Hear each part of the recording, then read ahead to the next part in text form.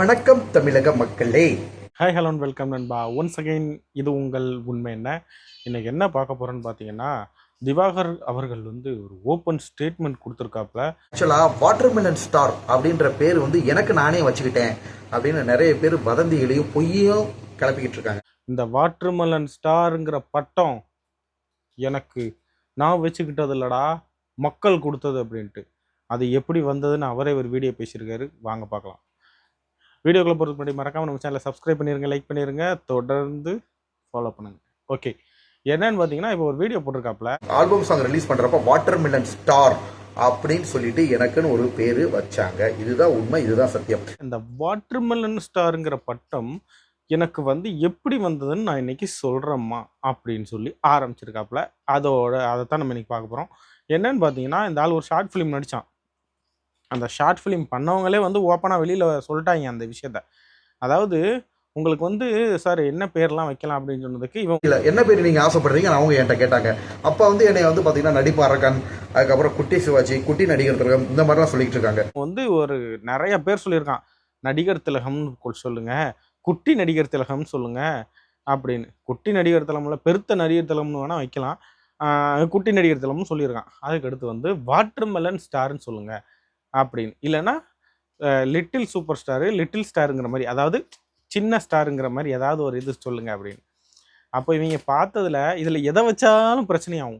இந்த வாட்டர்மெலன் ஸ்டாருங்கிறது ஒன்று வந்து பிரச்சனை இல்லாமல் இருக்குது அப்படின்னு சொல்லிட்டு, சார் இந்த வாட்டர்மெலன் ஸ்டார்னு வச்சுருவோம் சார் அப்படிங்கவும், உடனே இவன் வாட்டர்மெலன் ஸ்டார்னு இவனே அதாவது அந்த பேரை வந்து இவன் தான் பாப்புலர் பண்ணிக்கிட்டான். தூண்டுறாரு இவருக்கு வந்து வாட்டர்மெலன் ஸ்டார்னு ஒரு பேர் வைங்கன்னு. அந்த பேரை நான் அப்படியே கேப்சர் பண்ணிக்கிட்டேன். அந்த ஷார்ட் ஃபிலிமை கூட எவனுமே அந்த அளவுக்கு பார்த்தது கிடையாது. இவனாக தான் அந்த பேரை பாப்புலர் பண்ணிக்கிட்டு வாட்டர்மெலன் ஸ்டார்னு இவனே கூப்பிட ஆரம்பிச்சுக்கிட்டான். அடுத்து என்ன நடந்துச்சுன்னு பார்த்தீங்கன்னா, நான் வந்து பிக் பாஸில் வந்து பார்த்தீங்கன்னா, அந்த ஸ்ட்ராப் இருக்குது பார்த்தீங்களா, அந்த ஸ்ட்ராப்பில் வந்து நான் சொல்லலைங்க, அவங்களே வாட்டர்மெலன் ஸ்டார்னு போட்டாங்க. அந்த சத்தியமாக வந்து பார்த்தீங்கன்னா பிக் பாஸ் ஹவுஸில் ஓகேங்களா, வாட்டர்மெலன் ஸ்டார் அப்படின்ற அந்த டைட்டிலில் மைக்கில் வந்ததே வாட்டர்மெலன் ஸ்டார் தான். வாட்டர்மெலன் ஸ்டார் பேருக்கு உண்டான இதுக்காக போட்டாங்க அப்படின்னு சொல்லியிருக்கான். நான் ஒன்றே ஒன்று சொல்லிக்கிறேன், அந்த பிக் பாஸோட ஸ்ட்ராப்பில் இவனே வந்து பிக் பாஸுக்கு போகிறதுக்கு முன்னாடி ஒரு வார்த்தை என்ன சொல்லியிருக்கான்னா, நீங்கள் வந்து பிக் பாஸில் அந்த ஸ்ட்ராப்பில் வந்து நான் வாட்டர்மெலன் ஸ்டார்னு எனக்கு வேணும்னு சொல்லி நான் கேட்டேன் அப்படின்னு இவனே வாயால் ஒத்துக்கிட்டு இருந்தான். ஸோ இயற்கையாக ஒரு ஸ்டார் உருவாக்கியிருக்கோம், கலைத்தாயோட அருள்நாடு. ஓகேங்களா, கலைத்தாயோட ஆசீர்வாதனால. அந்த வீடியோலாம் இப்போ தேடணும், அதெல்லாம் கிடைக்கல, தேடணும். கிடைச்சா நான் இதில் போடுறேன், இல்லைனா கூட நீங்கள் வந்து ஆரம்பத்துலேருந்து இந்த சீசன் பார்த்தவங்களுக்கு தெரியும். வாட்டர்மெலன் ஸ்டார்னு நான் கேட்டு வாங்கினேங்க இது அப்படின்னு சொல்லி. ஆக்சுவலாக அந்த கானா வினோத்து அப்படிங்கிற அந்த பட்டங்கள்லாம் வந்து கானா அவர் பாடுறதுனால கானா வினோத்து.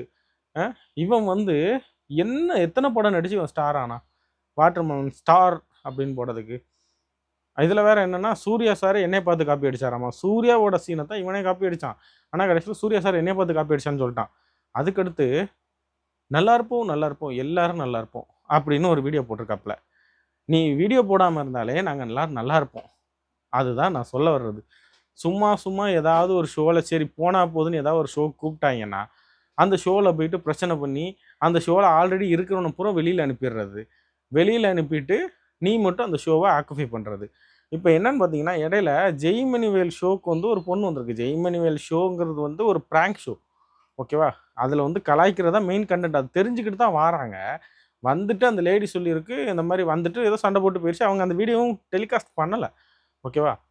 உடனே அந்த லேடி வீடியோ போட்டவொடனே திவாகர் அவங்களுக்கு இது பண்ணியிருக்காரு, நீங்கள் போலீஸ் கம்ப்ளைண்ட் கொடுங்க, ஜெய்மணிவேல் இப்படி தான் பண்ணுவான், அவன் மேலே போலீஸ் கம்ப்ளைண்ட் கொடுங்க, அவனை கண்டிப்பாக அரெஸ்ட் பண்ண வைங்க, என்னையும் இப்படி தான் இது பண்ணான்.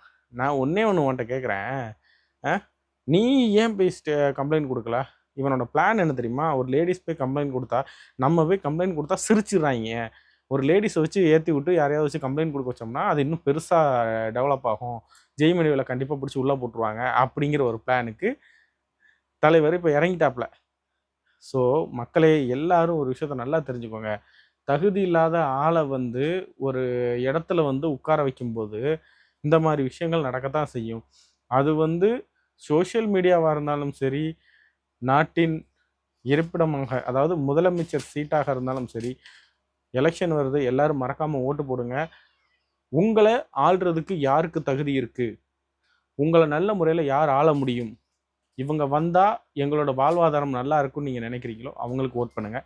இவங்களுக்கு ஓட் பண்ணுங்கள், இவங்களுக்கு ஓட் பண்ணாதீங்கன்னு நான் சொல்ல போகிறதில்ல. அது ஒவ்வொருத்தரோட தனிப்பட்ட விருப்பம். ஓகேவா? ஏன் விருப்பம் என்னென்னு என்கிட்ட கேட்டால் நான் சொல்ல மாட்டேன். அதே மாதிரி உங்களுக்குன்னு மனசுக்குள்ளே இருக்கிற விருப்பங்களை நீங்கள் வெளியில் சொல்ல வேண்டிய அவசியம் இல்லை. அந்த ஓட் மிஷினில் நீங்கள் போடுற ஓட்டு அடுத்த 5 வருஷத்துக்கு உங்களை ஆட்டி வைக்கும். அதை நீங்கள் போடுற ஓட்டு உங்களுக்கு சாபமாகவும் வரமாகவும் மாறதுக்கு வாய்ப்பு இருக்குது.